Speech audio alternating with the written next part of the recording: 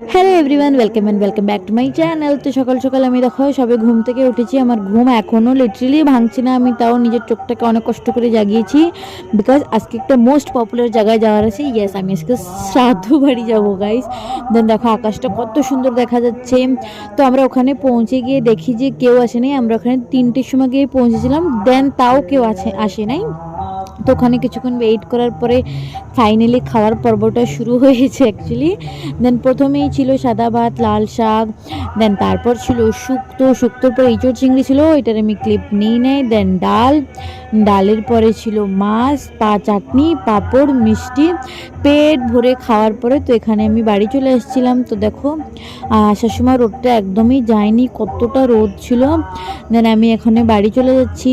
তো তোমাদের যদি আমার মিনি ব্লগটা ভালো লাগে থাকে একটা লাইক, কমেন্ট আর আমার চ্যানেলটাকে সাবস্ক্রাইব করতে ভুলো না। Thanks for watching, love you all, by.